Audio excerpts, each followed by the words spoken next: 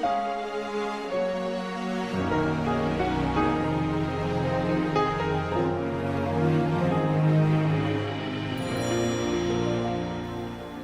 damos la bienvenida a todos aquellos que nos visitan por primera vez, aquellos que nos ven por las redes sociales, ¿cierto? Nuestro canal en YouTube. Les saludamos también. Esperamos que la palabra de Dios sea de edificación para sus vidas, como lo ha sido para la mía propia personal y para la de todos los que estamos en este lugar. Realmente me siento privilegiado una vez más y nunca voy a dejar de decirlo, porque realmente es un honor poder cargar y portar la palabra de Dios. Tiene una responsabilidad tremenda, pero somos conscientes de ello.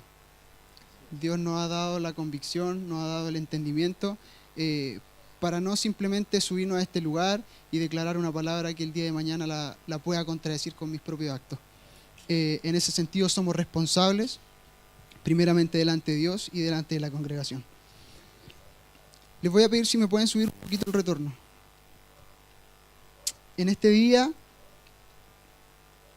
ahí está bien, perfecto. Dios ponía en mi corazón esta semana hablarle acerca del principio de la unicidad. ¿Qué significa ser uno en Dios? Sin embargo, en el estudio de la palabra y lo que hemos recibido últimamente como iglesia y como cuerpo de Cristo, el mensaje tiene siempre el mismo tinte, siempre tiene la misma connotación. Y Dios nos ha llevado a entender que el reino de Dios y seguirle a Él se trata principalmente de caminar como hijos. Cuando entendemos el principio de la paternidad, cuando entendemos que tenemos un Padre que quiere entregarnos una herencia, que quiere entregarnos su riqueza, en el amplio sentido de lo que significa una riqueza, cuando entendemos esa posición y caminamos en esa posición es cuando realmente encontramos el sentido de la vida, el sentido de ser cristianos, porque hay muchos sin duda que han permanecido mucho tiempo en la iglesia, están en la iglesia, pero no conocen ni siquiera su propósito. Y cuando tú no conoces tu propósito, eso es un gran problema. Un gran problema. Entonces la primera pregunta que tú tienes que hacerte es: ¿cuál es mi propósito? Entendemos que toda la iglesia global tiene un propósito, y que es representar la imagen de Dios en este lugar, donde tú estás, en tu trabajo, donde Dios te haya colocado. Ese es un propósito universal, todos tenemos esa labor, pero Dios te ha designado una labor personal, un propósito que solamente está depositado en ti. No es mi intención hablarle acerca del propósito en esta mañana, pero es necesario hacer el alcance siempre. Cuando entendemos la posición y cuando entendemos, hay una diferencia entre entender, tener entendimiento de algo, y conocer algo. Conocimiento podemos tener todos, conocimiento de la palabra. El entendimiento te lo da el Espíritu Santo. No es algo que tú adquieras solo leyendo. Tú puedes leer la Biblia y sabértela de memoria, pero si no tienes entendimiento jamás vas a poder vivir esa palabra.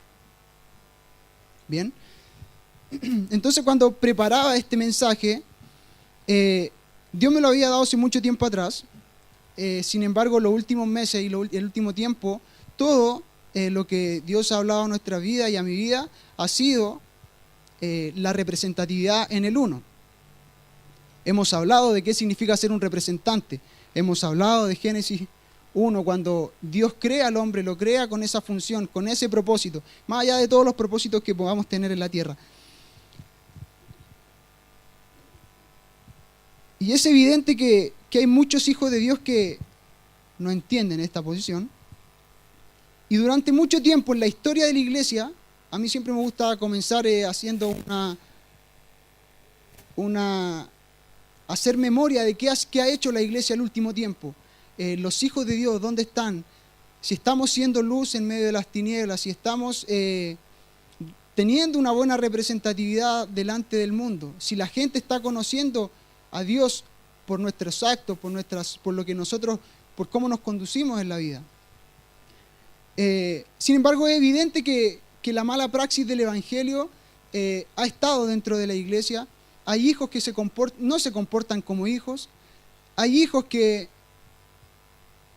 no caminan bajo el principio de paternidad, no se someten a una autoridad ni terrenal. Si no se someten a una terrenal, menos lo podrán hacer a una que es espiritual. Eso es un principio y un fundamento clave.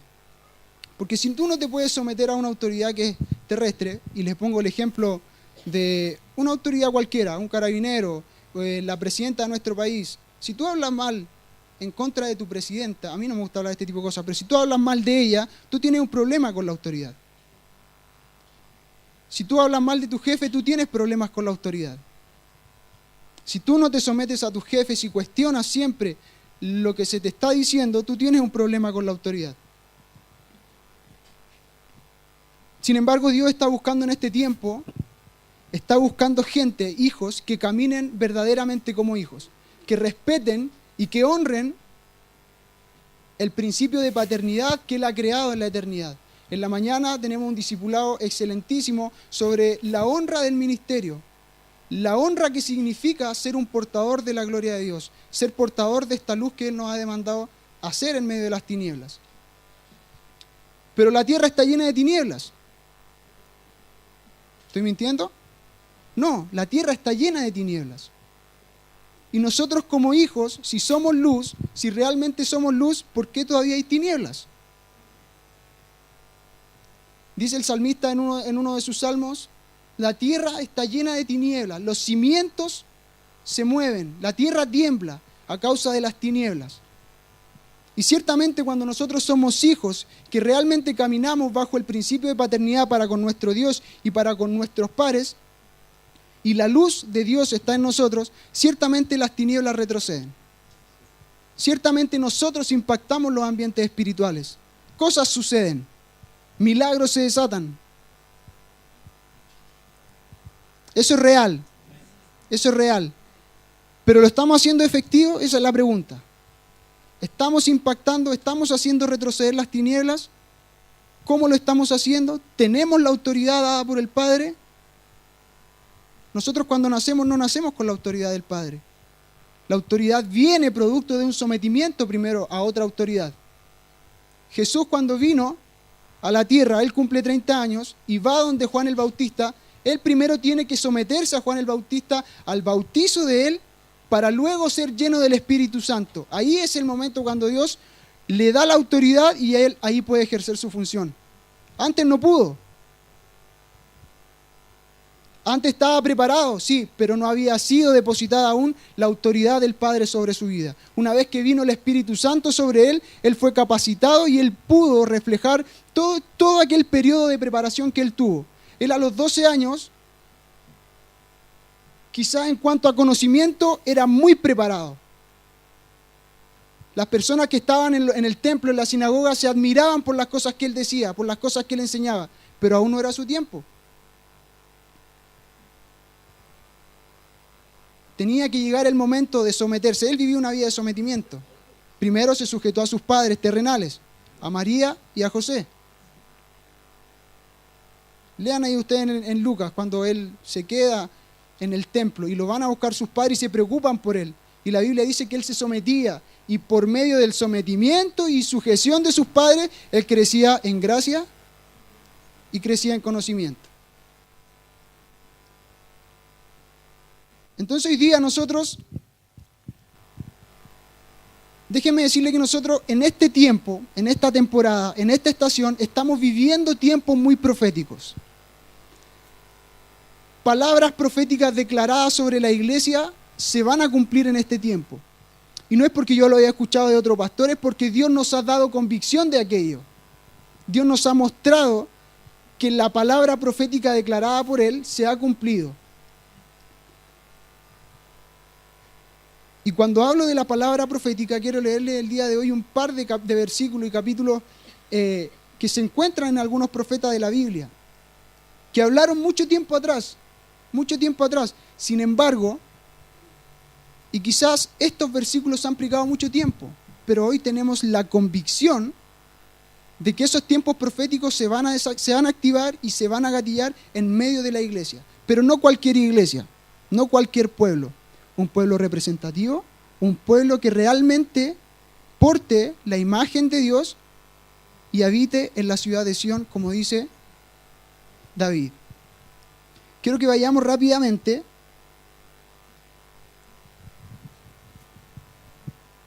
al libro de Amós, capítulo 7, versículos 7 y 8.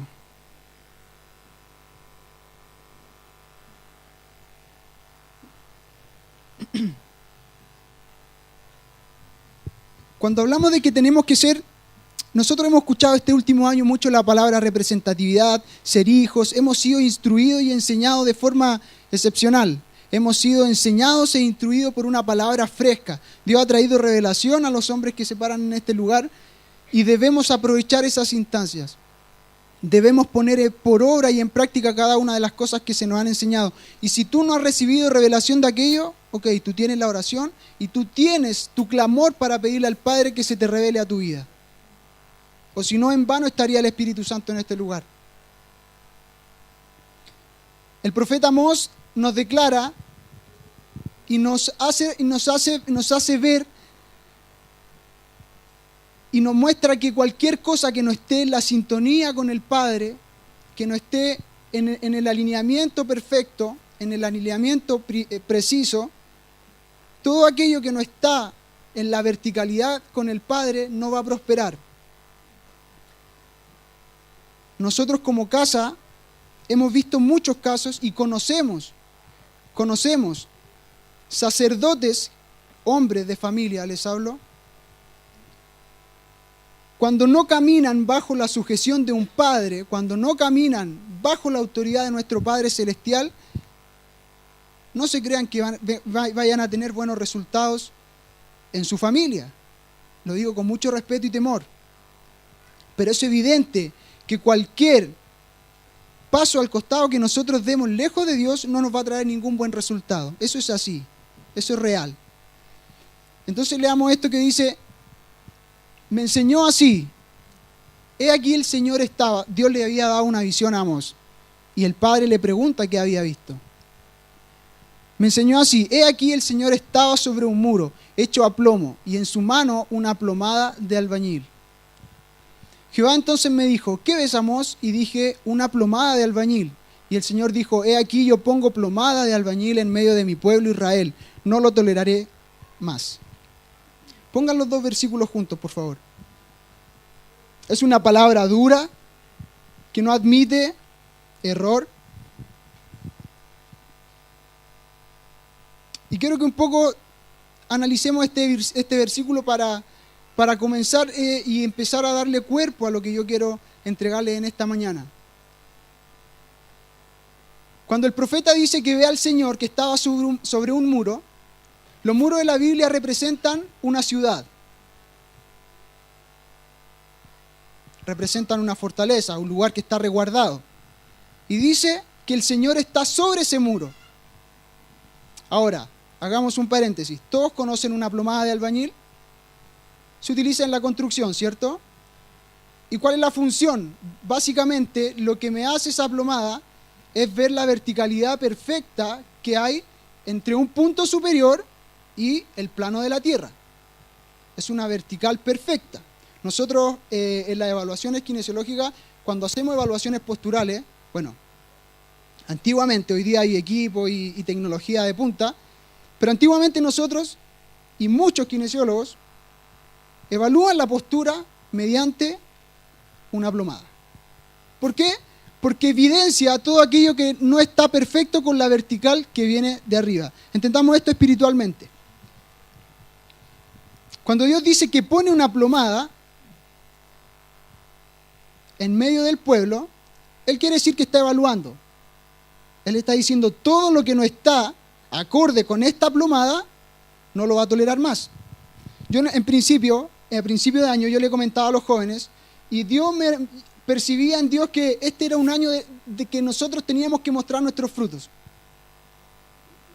Y el hecho de que tú muestres tus frutos, o que tú muestres fruto, determina directamente tu relación con el Padre. Determina directamente si tú estás alineado a su voluntad. Determina directamente si tú estás caminando en el propósito que Dios te ha llamado. Ahora dice el profeta, vi al Señor que estaba sobre un muro que había sido construido a plomo. Es decir, un muro perfecto. Les dije recién que los muros representan una ciudad. Y el salmista, en todos sus salmos, el profeta Isaías, Jeremías, dicen que la iglesia, y hacen alusión a la tipología de que la iglesia tiene que habitar en el monte de Sión. Este muro donde Dios está posicionado es la iglesia perfecta que Él está buscando. Una iglesia que está diseñada con un estándar divino. Una iglesia que ha permanecido en la verticalidad con el Padre. En esa iglesia, en esa ciudad de Sión, es donde Dios está posado. Amén. Entonces después de esto Él dice, ok, tu iglesia perfecta. Esa es la iglesia que Él está buscando en este tiempo. Y siempre ha buscado esa iglesia. No es que solamente ahora Él tenga un capricho de buscar una iglesia perfecta. Es que desde el principio Él quiso la perfección de sus hijos. Pero nosotros nos independizamos de Él. Cortamos la conexión que había con el Padre. Ahora esta iglesia que Dios busca es una iglesia limpia, pura, sin mancha, que no tolera la contaminación babilónica que ha entrado en este siglo dentro de la iglesia, que no acepta mentes de hijos esclavos, que no acepta el espíritu de Jezabel en medio de la iglesia. Eso es una iglesia pura, una iglesia santa, la iglesia que Él está buscando. Y a lo que se refiere el profeta Amós. Vivimos tiempos proféticos, y yo les voy a dar 2 versículos, ustedes lo pueden estudiar en su casa, Abdías 1:17 e Isaías 2:3. Vivimos tiempos proféticos determinantes y la iglesia apostólica que Dios busca debe ser un remanente que lleve la palabra de vida a las naciones. Ustedes podrán leer esos versículos en casa. Abdías 1:17, Isaías 2:3. Habla acerca de la iglesia posicionada en el monte de Sión y que las demás naciones vienen a buscar porque desde ese lugar fluye la palabra de Jehová.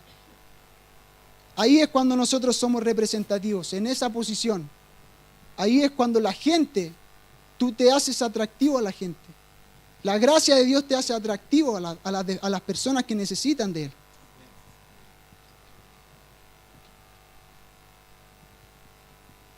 Entonces hablamos de una iglesia perfecta, una iglesia sin mancha, y hablamos de una iglesia que camina en la unicidad con el Padre.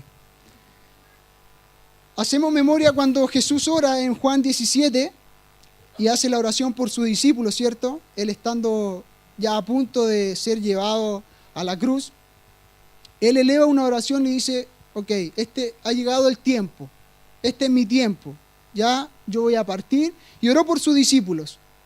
Y el mensaje principal, ¿cuál era? Que fueran uno.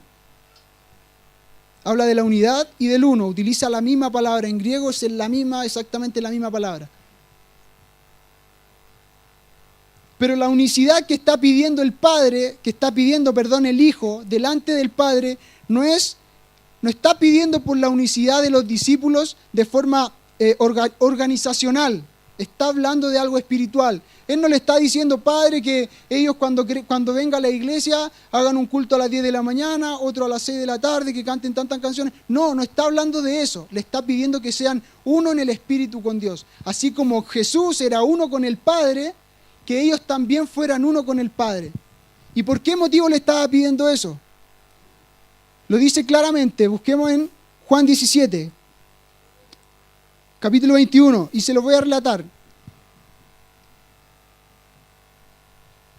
Lo vamos a leer mejor. Dice, capítulo 17, 20 al 21. 20. Ahí vamos hacia adelante. Mas no ruego solamente por esto, sino también por los que han de creer en mí. No solamente por los discípulos, sino que también por nosotros que íbamos y estábamos siendo injertados en este árbol.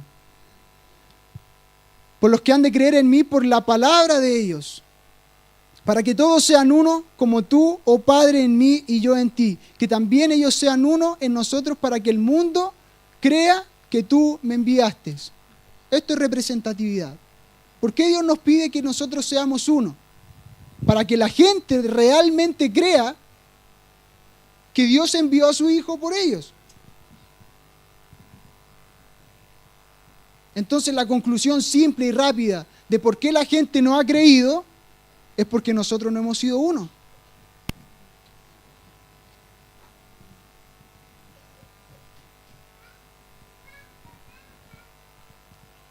El mandato de Dios en Juan 17 es muy claro, sumamente claro, acerca de la unicidad.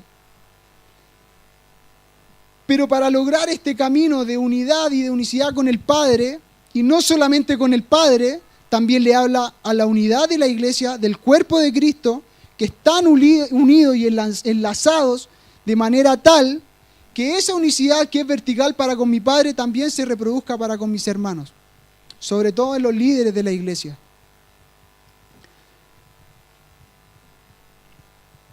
Entonces, cuando yo intentaba hilvanar este mensaje, Dios me apuntaba siempre hacia un mismo lado, y es hacia el principio de paternidad. Siempre apuntaba hacia el mismo lado. Y es que para tú poder ser uno, tú debes caminar en el principio de paternidad. Tú debes honrar a tu Padre. Jesús caminó como uno, ¿por qué? Porque su voluntad no era su voluntad propia. Él hacía la voluntad del Padre. Lo que yo veo hacer al Padre, eso hago. Y los fariseos, pero ardían por dentro. Pensaban que Él se creía mucho más. Pero Él simplemente estaba caminando bajo un principio de honra. Simplemente estaba sometido a la autoridad incluso de los fariseos. Aún a ellos no se les reveló.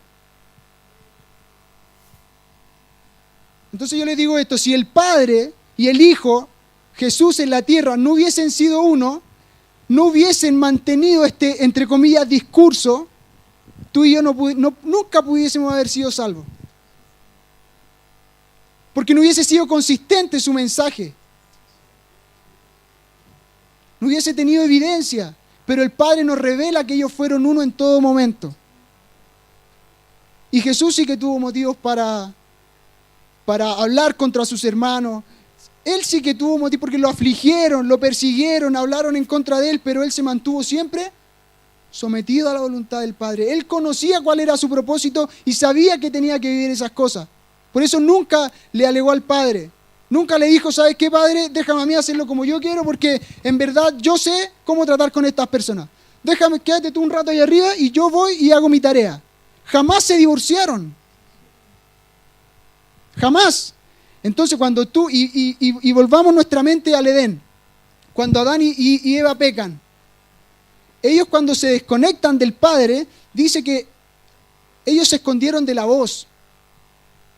Ellos perdieron la comunión con la voz. Y cuando ellos perdieron esa comunión, su matrimonio ya no fue uno. Ellos en ese momento fueron dos. En ese momento Adán le coloca el nombre Eva. Ellos eran uno, desobedecieron, quisieron independizarse, no tomaron el valor de lo que significaba estar en la posición de Edén y se dividieron. Fueron dos. El pueblo de Israel desobedeció, fue un pueblo, luego se dividió en dos reinos. ¿Dios quería que se dividieran?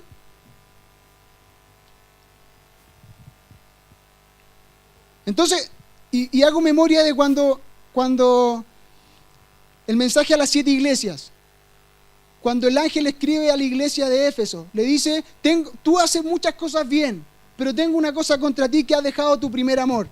Ese primer amor es el amor de Edén. Más abajo le dice, acuérdate y ten conciencia de la posición de la cual has caído. Cuando te dice vuelve al primer amor, te está diciendo vuelve al amor de Edén. a un amor que era perfecto, en unidad con el Padre, en comunión con la voz, donde el propósito siempre era la perfección. Pero cuando tú te divorcias de Dios, cuando tú te independizas del Padre, lo único que vas a acarrear a tu vida es muerte. En algún momento las cosas pueden andar bien, tú puedes tener buenos resultados, pero el resultado definitivo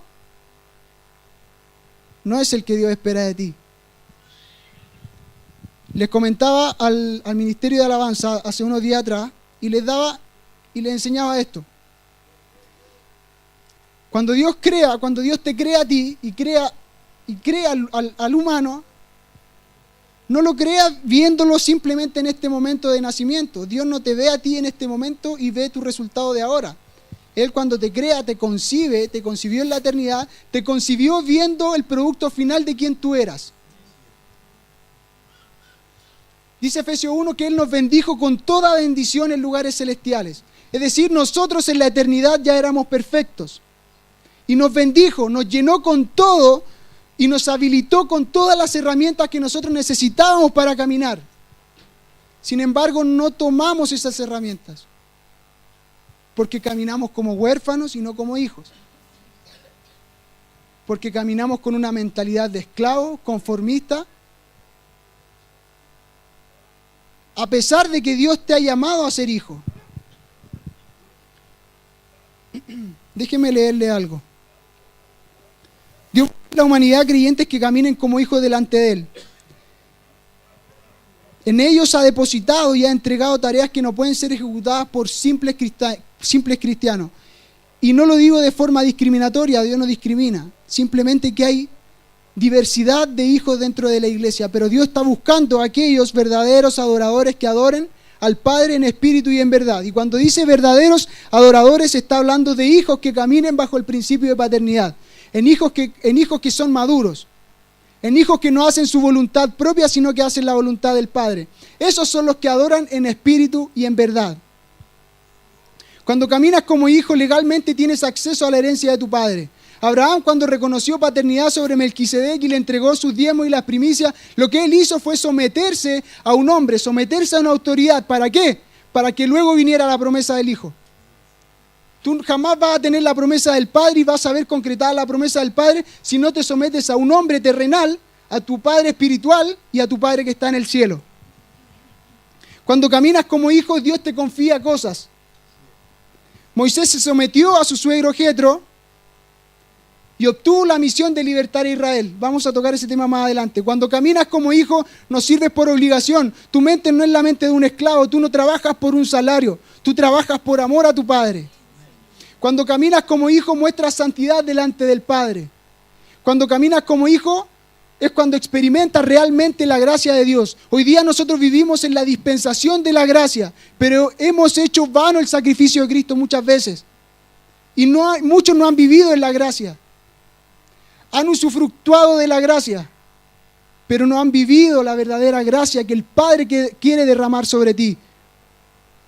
Tú dices, sí, yo vivo en la gracia, pero no demostramos que Dios nos está habilitando con eso que nos hace falta para cumplir el propósito y el llamado. No lo demostramos, no tenemos evidencia. Vamos a Éxodo capítulo 2 y quiero poner el ejemplo de Moisés rápidamente. Cuando Moisés sale de Egipto,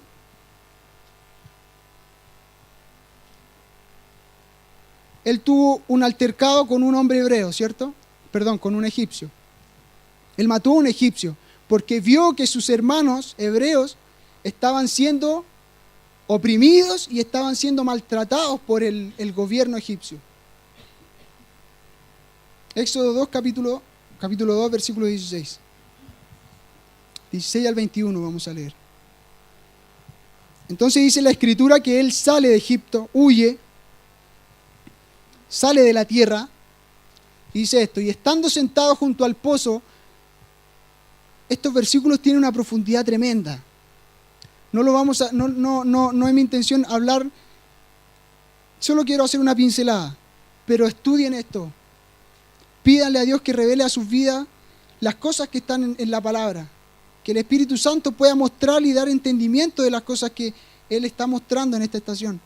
Y estando sentados junto al pozo, 7 hijas que tenía el sacerdote de Madián vinieron a sacar agua para llenar las pilas y dar de beber a las ovejas de su padre. Mas los pastores vinieron y las echaron de allí. Entonces Moisés se levantó y las defendió y dio de beber a sus ovejas. Y volviendo ellas a Reuel, su padre, él les dijo: ¿por qué habéis venido hoy tan pronto? Se supone que tenían que demorar días. Ellas respondieron: un varón egipcio nos defendió de mano de los pastores y también nos sacó el agua y dio de beber a las ovejas. Y dijo a sus hijas: ¿dónde está? ¿Por qué habéis dejado a ese hombre? Llamadle para que coma. Pon el 20 y el 21 juntos, por favor, Matías. Y dijo a sus hijas: ¿dónde está este hombre? Llamadle para que coma. Y Moisés convino en morar con aquel varón, y él le dio a su hija Séfora por mujer de Moisés. Bien. En el original, cuando habla de... Vamos a partir del principio. Moisés había salido de una tierra. Usted sabe lo que representa Egipto. Lo vimos hace un par de semanas en nuestra fiesta. Recordamos la salida de Egipto, de donde Dios nos sacó de esa mente esclava y conformista. Entonces, cuando Dios quiere guiarte hacia un padre, lo primero es que te saca del lugar de esclavitud. Vemos que Moisés dice que convino en morar con el sacerdote de Madián.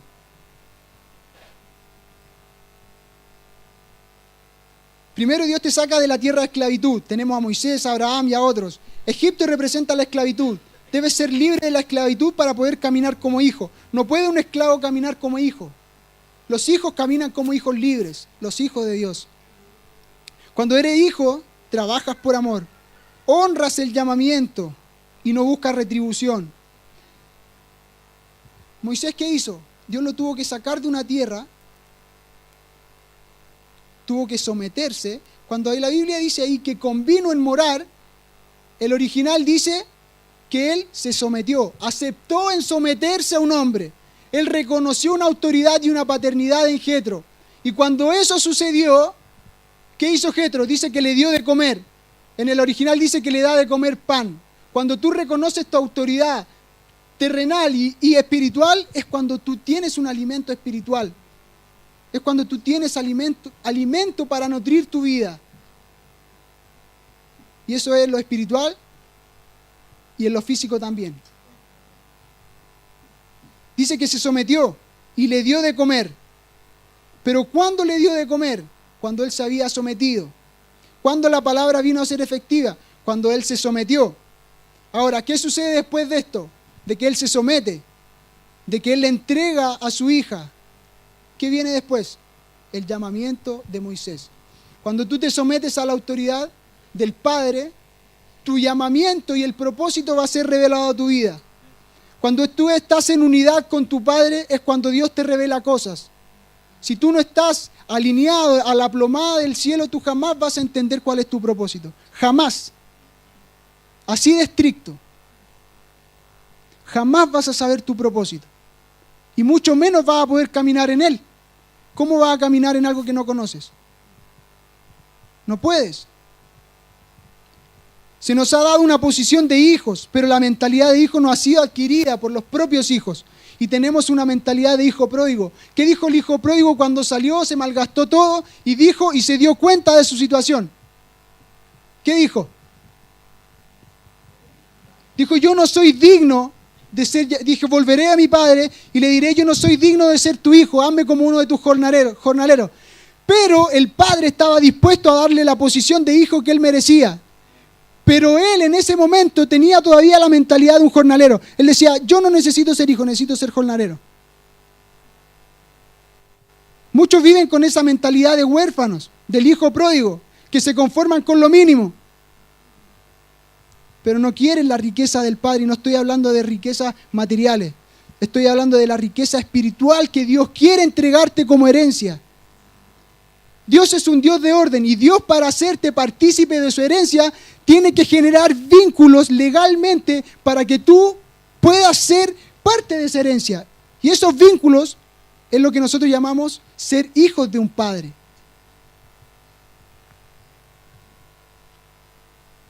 Viven como jornaleros en la casa de un padre, pero estos no son hijos a pesar de que han recibido todo para hacerlos. Están esclavos de una mentalidad conformista. No han recibido convicción del sacrificio de Cristo y no han vivido en la gracia. El hecho de negarse, miren lo que les voy a decir, el hecho de negarse a caminar como hijos, a caminar bajo este principio de paternidad en el cual hemos sido enseñados, es negarse a ser uno en Cristo. Literalmente es tú rebelarte a la posición del hijo. Y cuando tú vives en rebelión, cuando tú vives en oposición, tenemos miles de resultados en la Biblia que nos hablan de aquello. Que el resultado, ¿cuál fue? Muerte. Tú no vas a morir físicamente de un rato a otro aquí, pero tú espiritualmente vas a ir muriendo. Tú no vas a ser productivo, tú no vas a ser fructífero. Tú no vas a ser representante que Dios quiere, el representante que Dios quiere que tú seas. Pero Dios, para hacerte poseedor de toda su riqueza, necesita vincularte como un hijo. Y Él tiene los ojos puestos en aquellos hijos que son verdaderos. Gálatas 3:29 dice lo siguiente: y si vosotros sois de Cristo, ciertamente linaje de Abraham sois, y herederos según la promesa. Gálatas 4:7 dice: así que ya no eres esclavo. Yo te digo, iglesia, tú ya no eres esclavo, sino hijo. ¿Qué son? ¿Qué son ustedes? Hijos. Ya no son esclavos. Entonces comportémonos como hijos. Y también herederos de Dios por medio de Cristo. Una de las grandes problemáticas que nosotros vivimos como iglesia, y no hablo de esta iglesia, hablo de la iglesia global, es que no hemos recibido la plenitud del Padre, esa plenitud que habla Efesios 4:13. No hemos recibido la plenitud del Padre porque no hemos sido uno. No hemos caminado en la unicidad que Él nos demanda. Pero no somos uno porque no hemos sido cimentados, ni hemos construido nuestro edificio en el amor del Padre, en las relaciones con mi hermano. Cuando los fariseos le preguntan a Jesús y le dicen: ¿de qué se trata la ley? ¿Cuál es el mandamiento más importante? Y Él le dice: ama a tu Dios con toda tu alma, con todo tu corazón, y ama a tu prójimo como a ti mismo. De eso se trata el Evangelio. No se trata de mí.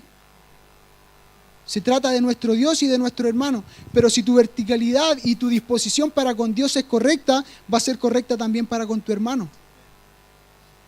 No hemos sabido amar. No hemos sabido llevar relaciones que sean fructíferas en el Padre. De lo contrario, estaríamos disfrutando de la riqueza inmensa de su gracia. Milagros veríamos. La gloria del Padre derramada como nunca antes vista. Pero no lo vemos. Tenemos un gran problema. Todo se resume en el amor hacia Dios y hacia el prójimo. Juan 13:35 dice lo siguiente: en esto conocerán todos que sois mis discípulos, si tuviereis amor los unos por los otros. No es un amor fingido, no es un amor por conveniencia, sino que Dios tiene que dar convicción acerca de ese amor. Porque yo hoy día no te amo y mañana te odio. Si hago eso, no soy de Dios. Juan lo dice. No has conocido al Padre. Pero cuando estamos cimentados en el verdadero amor, tú ves que tus relaciones son fructíferas, que Dios se revela. Colosenses 3:14 dice lo siguiente: y por encima de todo esto, revestidos del amor, que es el vínculo perfecto. El vínculo perfecto. El amor. Entonces hablamos de ser uno en Cristo, pero para ser uno en Cristo, primero debo caminar en el principio de paternidad. Segundo, para yo lograr ese principio de paternidad, yo debo amar a quien es mi Padre. Tengo que amarlo con un amor sin fingimiento. El mensaje es el amor genuino. es nuestro fundamento. Allí debemos construir el edificio que nos llevará a ser uno. La representatividad del Hijo está dada en ser uno con el Padre.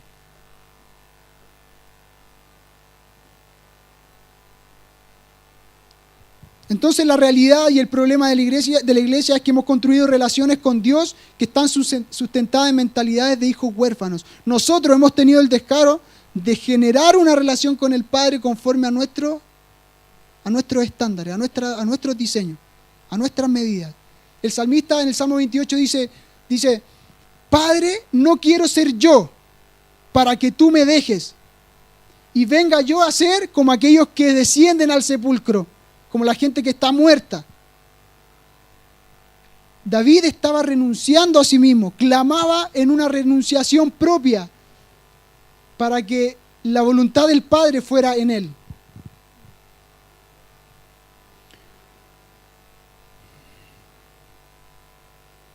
Jesús caminó como hijo, se sujetó en toda manera a sus padres celestiales y terrenal.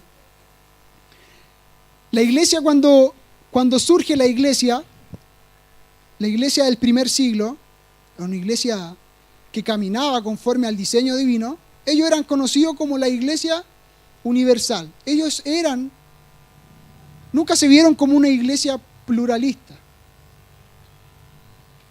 Era la iglesia llamada la iglesia católica, no la iglesia católica romana. La iglesia católica, que significa la iglesia universal. Esa era la iglesia que prevalecía. Ese era el orden apostólico que sustentaban. Estaban los apóstoles dando el fundamento, los profetas y los 5 ministerios eran el fundamento de la iglesia, cosa que con el tiempo se perdió. Pero hoy día Dios trae todo esto y lo está restaurando. Y no solamente el ministerio apostólico y profético, está restaurando a los maestros, a los evangelistas, a los pastores, porque tiene que ser una reestructuración general. No nos confundamos que cuando vivimos en esta estación solamente se trata de apóstoles y profetas. Ellos tienen una función única, especial, muy poderosa, sí, lo entendemos y lo honramos, pero Dios también quiere restaurar y reformar a los pastores y a los maestros y a los evangelistas. ¿De qué me sirve restaurar solamente 2 ministerios? Si tengo los otros 3 haciendo cualquier cosa. No somos uno, no logramos la conectividad con el Padre. Hechos 4:32 dice, el número total de los que había creído era de un corazón y de un alma. Y dice que tenían todas las cosas en común. Esa es la iglesia que Dios está llamando a ser hoy día. Eso es a lo que Dios nos está llamando a ser. El misterio del número 1 nos indica la manera en que Dios se va a revelar a nuestra vida. Y quiero leer algunas cosas para terminar. Ha sido claro el mensaje, ¿verdad? Jesús, viviendo en la unicidad del Padre, vivió sometido y sujeto a sus padres José y María. Eso ustedes lo pueden ver en Lucas 2:51. Reconoció la autoridad de Juan el Bautista, se sometió para cumplir toda justicia. En ese momento recibe la autoridad del Padre. Mateo 3:15. Hacía lo que veía hacer su Padre. Juan 5:19. Su voluntad era la voluntad del Padre. Juan 5:30. Cumplió el propósito por el cual fue llamado, porque Él caminó como uno con el Padre.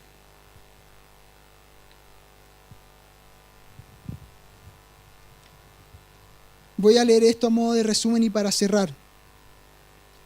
La unicidad que Dios demanda no es de manera organizacional, sino que de naturaleza espiritual. No por eso vamos a tener un alboroto dentro de la iglesia.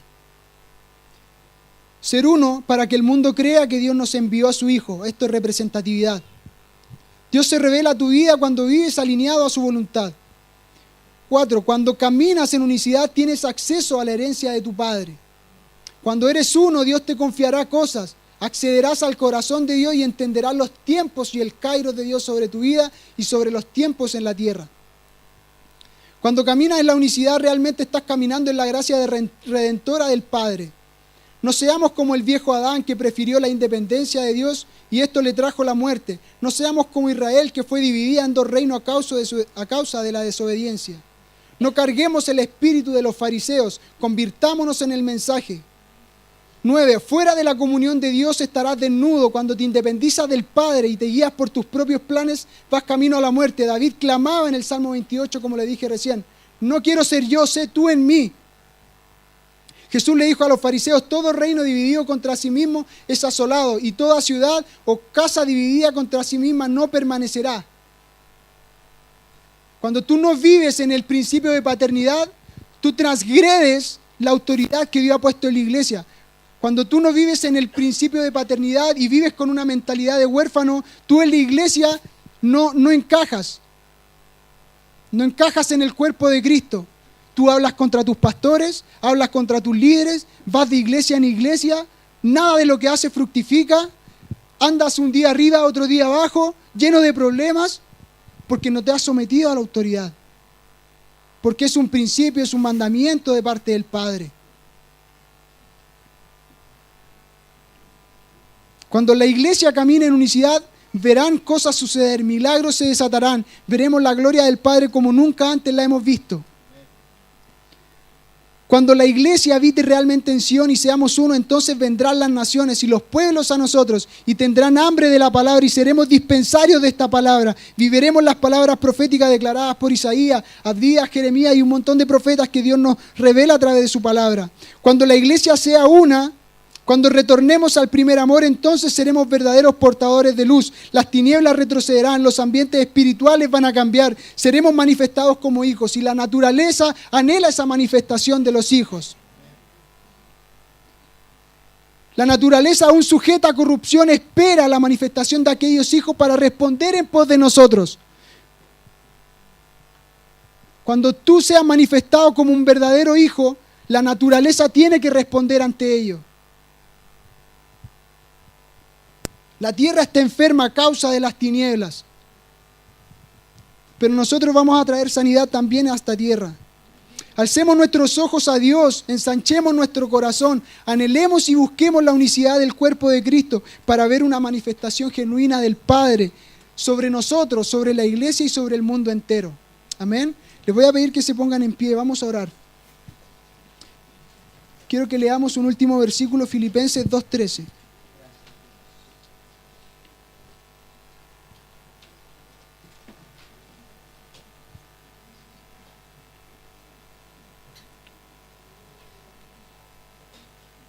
Dice, por tanto, si hay alguna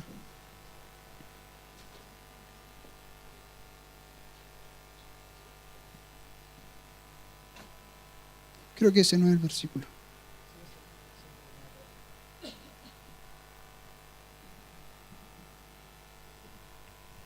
Sí.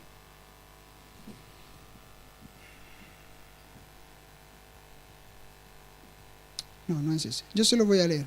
Dice, por tanto, si hay alguna consolación en Cristo, si algún consuelo de amor, si alguna comunión del Espíritu, si algún afecto entrañable, si alguna misericordia, completad mi gozo sintiendo lo mismo, teniendo el mismo amor, unánimes, sintiendo una misma cosa. Nada hagáis por contienda o por vanagloria, antes bien con humildad, estimando cada uno a los demás como superiores a él mismo, no mirando cada uno por lo suyo propio, sino cada cual también por lo de otros. Haya pues en vosotros este sentir que también hubo en Cristo.